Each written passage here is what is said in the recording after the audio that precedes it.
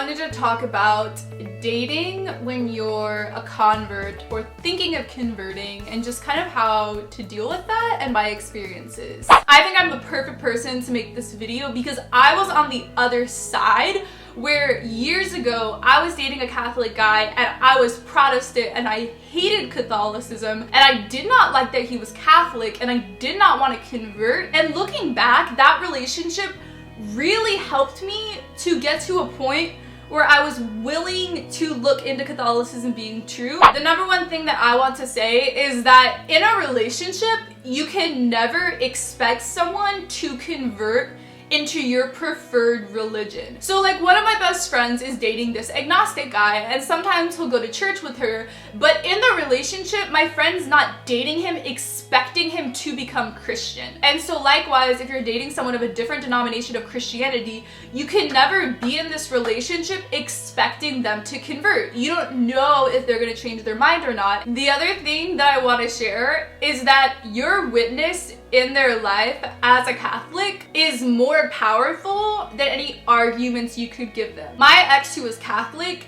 being with him and seeing his faith and praying together and talking about theology and reading the Bible together, seeing that as a Catholic he is fully Christian, has a relationship with God, passionate about his faith, seeing that in him opened my mind to Catholicism more than any argument he shared with me. I think that everyone is more emotional than they think they are. Like, I think rarely do we make a fully rational, logical decision. And so for me, even though my decision to be Catholic was driven by reading theology, reading about the early church, it was a truth search and it was a rational process. It wasn't like I was emotionally pulled. It wasn't like I liked the Catholic liturgy. I hated the Catholic liturgy. But the way I'd grown up, I had so much animosity, fear, hatred towards the Catholic Church and Catholic theology that I had this negative emotional block to even looking into the arguments intellectually, and that had to change by caring so much about someone who was Catholic. And so once I started researching I looked back on this relationship from years ago. It's almost like I needed to date a Catholic, be in a relationship with a Catholic guy to fully believe that Catholics are Christians. And so he corrected my thinking on a lot of things. He helped me to understand Catholicism a little bit more, but what he did the most was just being a Christian and being himself. That was so integral to helping my mind become even willing to look into it. So that's kind of an encouragement I have for everyone, not just if you're dating someone or married to someone, but for everyone in your life, just being a Christian and talking about God together, praying together, reading the Bible together, just being a Christian and shining your light. That witness does so much in making people want to look into the evidence. And so this is something else I want to discuss. A lot of people just do not want to be Catholic. I didn't want to be Catholic. I didn't want to look into it. I wasn't interested in hearing about it. I didn't want to talk about it. I became very sensitive and it just became very negatively charged, even toxic, when we started talking about theological differences. In that relationship, we disagreed so much on theology and politics. We just argued all the time. And it became this really negative, emotionally charged thing. And so I would say at that time, I was not willing for it to be true. I just wasn't. And so you cannot be in a relationship and expect someone to change. You have to love them as they are, accept them as they are. At my parish, there are several guys who are married and their wives are Protestant and they are Catholic and they attend different churches, but they're married and they're Christian together. And so point being, if you're dating someone, you cannot expect them to eventually convert. I honestly think it's beautiful to have a marriage between a Protestant and a Catholic, and it's like this ecumenical sense, respecting and understanding that both are Christian. Something else I want everyone to know is once I started believing in the real presence of communion doctrine, I looked back on my ex from years ago and I was angry at him that he had not tried harder to convert me. I literally felt anger because to me, it was like this truth was kept from me my entire life. And even though I would get so sensitive and annoyed and intense if he would try to change my mind from what I currently believed, even though it would have made me so angry in the moment, I honestly wish he had tried harder to convert me. I wish any Catholic in my life had tried to convert me and had told me what was true. And like I said, it's more important to just be a Christian. Through your example, show how much you love God, how much He's a part of your life. But at the same time, if you're dating someone or you're married to someone and you have recently found this truth and you're not sharing that with them, that's not loving. It's just not loving to not share, and it might create a big conflict. But as a convert, as someone who dated a Catholic when I was Protestant, I honestly wish he had shown me truth. Looking back, I'm glad I converted when I did. I think it was the least painful way for it to happen. But if you do believe in absolute truth and you believe that this is giving them more dimensions of their faith, it's giving them more of Christianity, more of God, how could you not share that with them? So I was doing an interview on some Catholic radio station with Stephen Ray, and he gave the most amazing answer regarding sharing your faith with your spouse or significant other who is not Catholic. And I actually read his book, Crossing the Tiber, and he talks about it in the book, his experience. This process of him and his wife studying the early church together as intellectual equals, both giving each other insights. And so what he said, and what I want to express, is that if you are dating someone and you're researching and reading and learning all of these insights about the early church,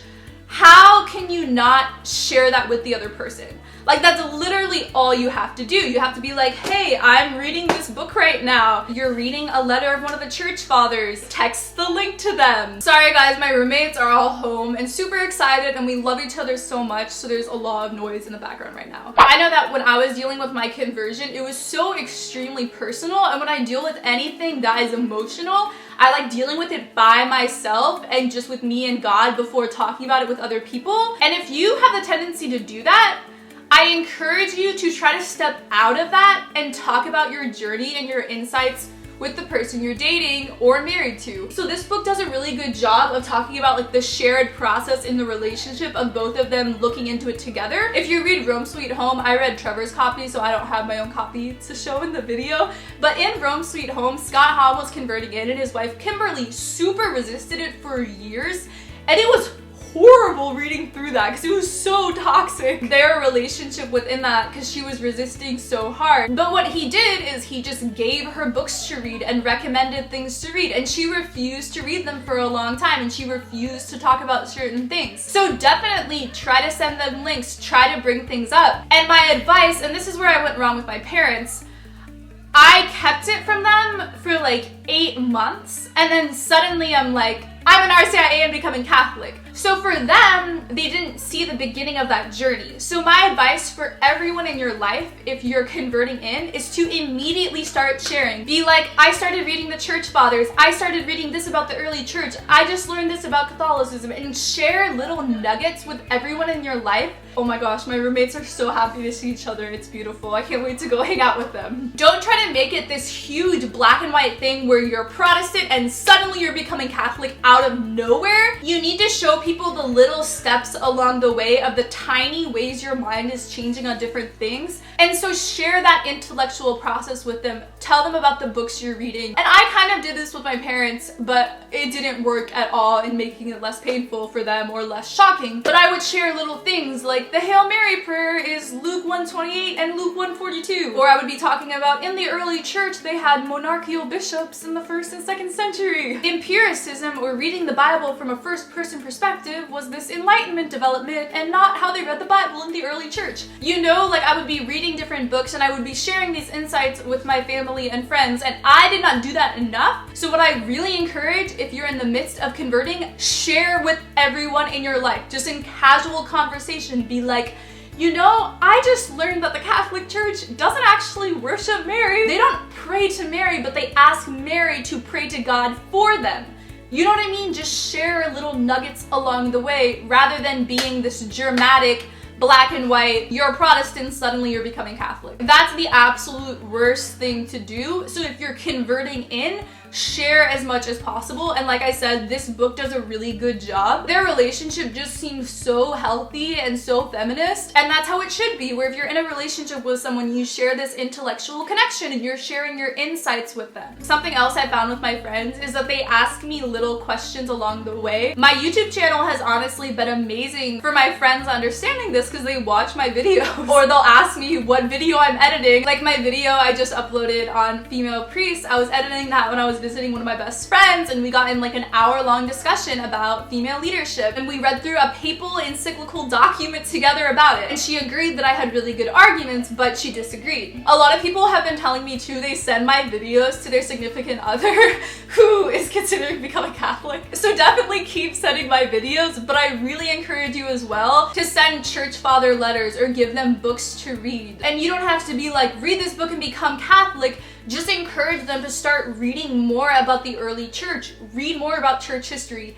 Anything regarding church history or about the early church will lead people to the Orthodox or Catholic or Oriental Orthodox churches. So just encourage them to read on their own and to study, and it can be a really exciting thing, and it doesn't have to be just Catholic. One of my absolute favorite church history books is The Church History by Eusebius, and it isn't even explicitly Catholic. It's just an amazing book that talks all about the church fathers and church history, but it's so much about early church history, and it shows them the truths of the early church. And something else I recommend is to listen more than you talk. Ask questions, ask them what they think. It has to be like you're also willing to be wrong. You know what I mean? Like make it a dialogue where you're researching into truth together rather than you trying to convert them. But again, they have to want to learn. They have to want to change. And depending on how intense the anti-Catholic environment was growing up, some people will just be so extremely resistant to it irrationally because of how they grew up. And loving them and continuing to connect with them spiritually and intellectually,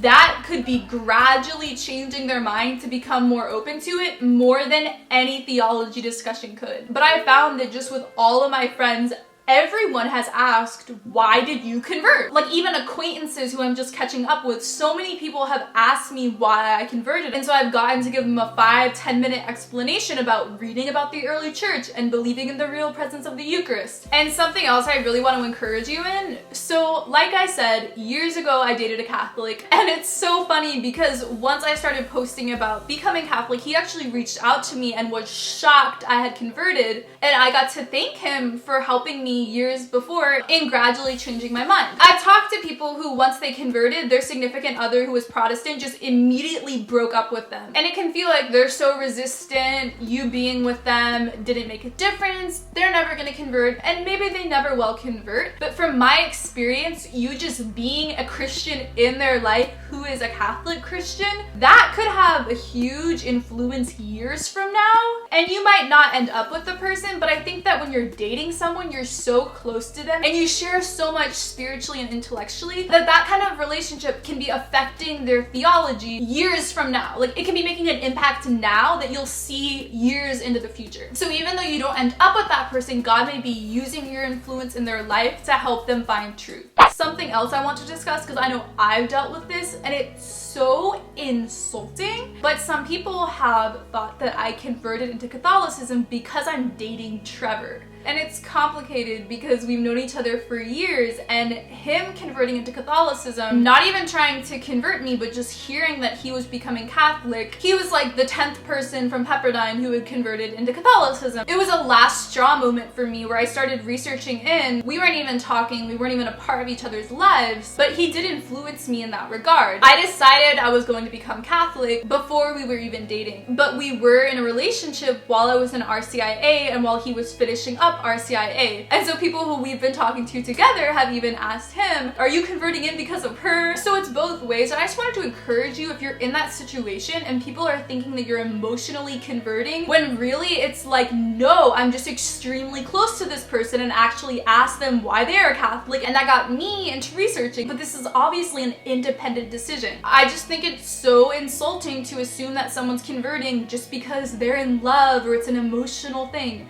I'm really lucky that I have this timeline where I was researching and reading into the Catholic Church when Trevor was not even a part of my life. Like, I'm grateful that we weren't all talking for that time, just so that no one can assume that I'm converting in for the relationship. But if you are dealing with that, I just want to say that I believe you, and I believe that it is an independent decision, that it's your decision, that you're not just being emotionally influenced, but you definitely will deal with that. And so I hope that people in your life at least ask the question, question why you're converting, and you're able to explain to them that it's for these historical reasons of what early Christianity was, what their theology and church practice was like. But I know even with people at Pepperdine at my undergrad who were converting, several of the people, they either had dated or were dating someone who was also Catholic, and so I wrote that off as just an emotional conversion rather than something they were independently, rationally thinking through.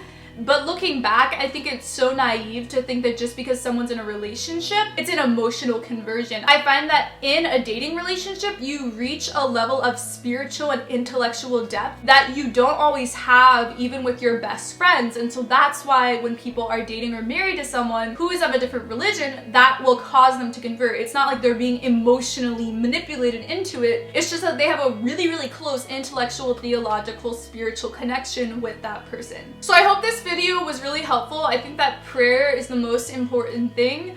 So many people who watch my YouTube videos were praying for me to convert, and that expedited my conversion and helped me to be humble and have the energy and passion to research so much in. I encourage you to keep dating someone even if they are of a different religion, because I definitely think that can work. And like I said, there's people at my parish who are Catholic who have a Protestant spouse and their marriage is working and their children are growing up as Christians, but seeing both perspectives. I'm really glad that I'm dating a Catholic, because at this point in my life, I'm so intense about my convictions on this. I would just annoy someone who is not Catholic. They would just be so annoyed and want me to stop talking about church history. Trevor says the same thing, where he thinks he could never date a non-Christian because he just wants to talk about theology all the time, and it just wouldn't work. Anyways, I love you guys so much. I hope that this was helpful for you. Comment below any additional advice you have, and I will see you guys in my next video.